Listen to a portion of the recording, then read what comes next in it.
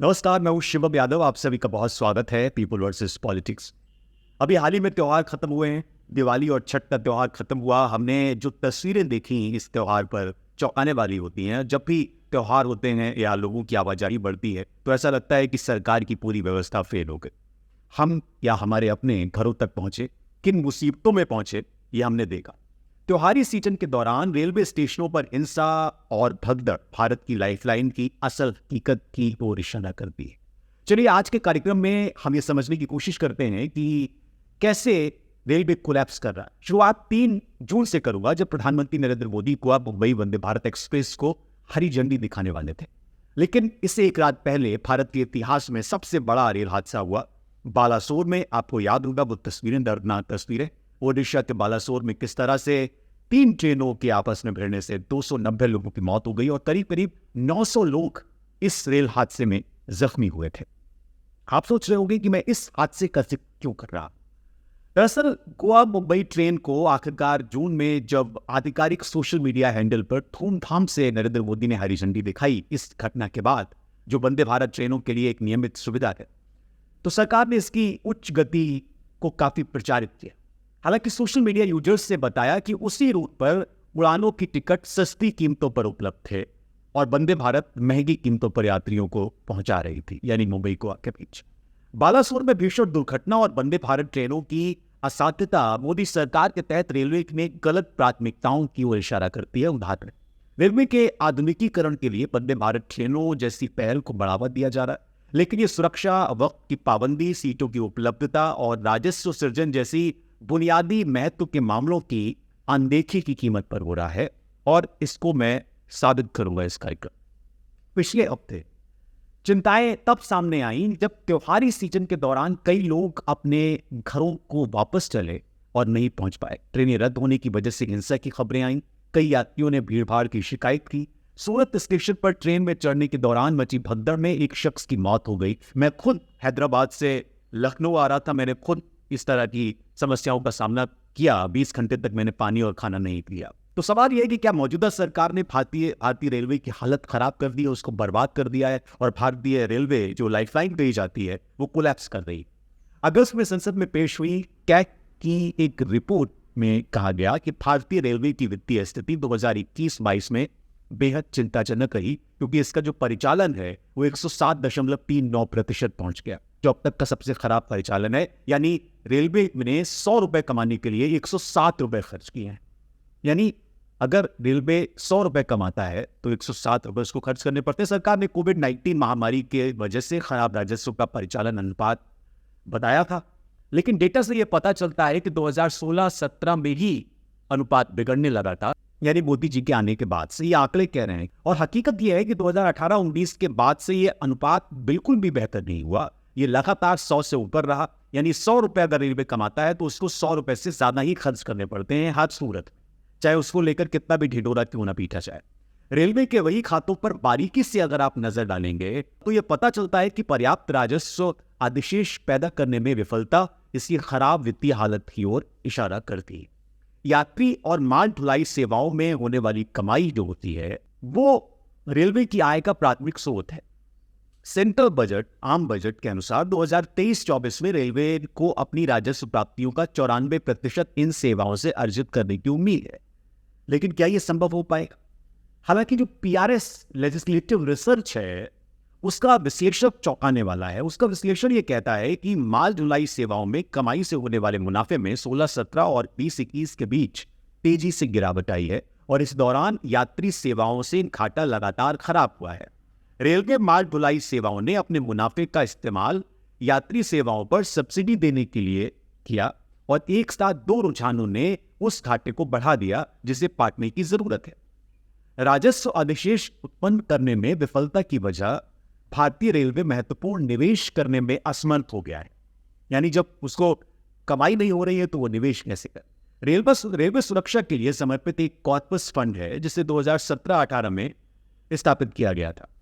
इसका उद्देश्य था कि 5 सालों के लिए फंड में सालाना 20,000 करोड़ रुपए आवंटित किया जाएगा, जिसमें से 15,000 करोड़ रुपए सरकार से बजटीय सहायता के रूप में और 5,000 करोड़ रुपए रेलवे के आंतरिक संसाधनों जिसमें माल ढुलाई और यात्री राजस्व से आएंगे, लेकिन रेलवे द्वारा अपना हिस्सा उपलब्ध कराने में विफल रहने की वजह से लक्ष्य हासिल नहीं किया जा सका।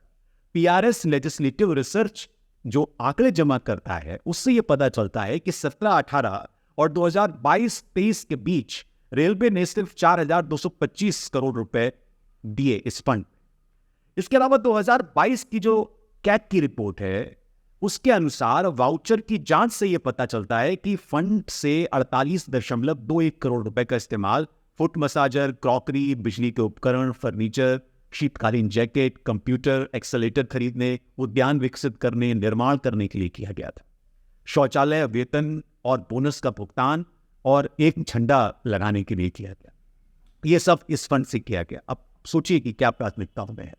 भारतीय रेल जो है संरक्षण कोष की तरह पर संपत्तियों के प्रतिष्ठापन और नवीनीकरण के लिए उपयोग किए जाने वाले जो फंड है उसको खराब राजस्व का खामियाजा भुगतना पड़ा। 17-18 और 22-23 के बीच फंड को रेलवे के आंतरिक संसाधनों से 3,440 करोड़ रुपए प्राप्त हुए, जो अकेले 2013-14 में आवंटित 7,900 करोड़ रुपए से आधे से भी कम। ये मौजूदा सरकार में रेलवे की माली हालत है, स्थितियां हैं। 2022 में जारी एक और रिपोर्ट में राष्ट्रीय लेखा परीक्षक ने कहा कि 2020-21 के आखिर में रेलवे को आरक्षित निधि से 94,873 करोड़ रुपए की पुरानी संपत्ति को बदलने की जरूरत थी। रिपोर्ट में कहा गया कि इसमें से 58,459 करोड़ रुपए ट्रैक के नवीनीकरण पर खर्च किए जाने थे, लेकिन फंड से केवल 671.92 करोड़ रुपए ही लिए गए। कोई मेल ही नहीं। ऑडिटर ने यह भी कहा कि ट्रैक नवीनीकरण पर राष्ट्रीय रेल संरक्षण कोष से 13,523 करोड़ रुपए खर्च किए गए, लेकिन यह राशि अपर्याप्त थी। निश्चित रूप से सरकार के 2015 के श्वेत पत्र में कहा गया है कि सालाना 4500 किलोमीटर ट्रैक का नवीनीकरण किया जाना चाहिए। तब से लेकर अब तक किसी एक साल में ऐसा नहीं कर पाई सरकार। रेल मंत्रालय की 19-20 सुरक्षा रिपोर्ट से यह पता चलता है कि ट्रैक नवीनीकरण के लक्ष्य को पूरा न करना महत्वपूर्ण है, क्योंकि सभी ट्रेनें दुर्घटनाओं में से 70% दुर्घटनाएं पटरी से उतरने की वजह से हुई। नियंत्रक एवं महालेखा परीक्षक के अनुसार 17-18 और 20-21 के बीच हुए 1,129 जो हादसे थे वो पटरी से उतरने की वजह से हुए, और इसकी एक बड़ा कारण है कि ट्रैक का नवीनीकरण नहीं हुआ। राजस्व घाटे को पूरा करने के लिए नॉन एसी कोच कम किए गए, ये भी एक सच्चाई। पिछले हफ्ते कई सोशल मीडिया यूजर्स ने ट्रेनों में भीड़भाड़ और सीटों की अनुपलब्धता के बारे में शिकायत की। उनमें से एक ने यह दावा किया कि भारतीय रेलवे ने अपना राजस्व बढ़ाने के लिए स्लीपर और अनारक्षित कोचों की संख्या कम कर दी है और एसी कोच को जोड़ दिया। यानी आम लोगों के लिए यहां भी डंडा करने वाली स्थिति हुई। रेल मंत्री अश्विनी वैष्णव ने हालांकि इन दावों का खंडन कर दिया। उन्होंने ये कहा कि ट्रेनों में कोचों की एक मानक संरचना मौजूद है। हालांकि कम से कम पिछले कुछ सालों में रेलवे द्वारा गैर एसी कोचों की संख्या में कटौती करने के बारे में कई सारी reports I. Times of India की रिपोर्ट ये कहती है कि एसी कोचों में सीटों के लिए यात्रियों को ज्यादा पैसे खर्च करने पड़ रहे थे। उन्होंने इस मामले को केंद्रीय मंत्री नितिन गडकरी और भारतीय जनता पार्टी के दूसरे नेताओं के सामने भी उठाया था, और जिस सोशल मीडिया यूजर ने नॉन एसी कोचों में कटौती के बारे में ट्वीट किया उसने एसी 12 ट्रेनों के बारे में विशेष विवरण भी पोस्ट किया। यह भी लिखा कि ये जो ट्रेनें हैं इसमें ऐसा किया गया। अब भले ही आप अश्विनी वैष्णव के दावों को मान लें, लेकिन ट्रेनों में भीड़भाड़ रेलवे के लिए एक चिंता का विषय बना हुआ है। अगस्त में भारतीय रेलवे ने जोनल अधिकारियों से सामान्य डिब्बों में भीड़भाड़ को पूरा करने के लिए कम यात्रियों वाले आरक्षित स्लीपर डिब्बों को अनारक्षित बोगियों में बदलने के लिए कहा था।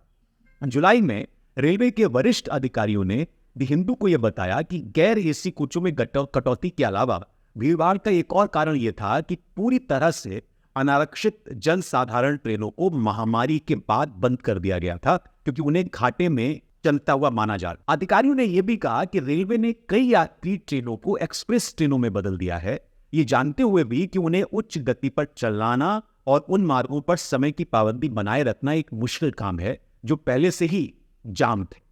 यानी रेलवे खुद ही अपने पैर पर कुल्हाड़ी मार रहा है और इसमें पिस रही है आम गरीब जनता।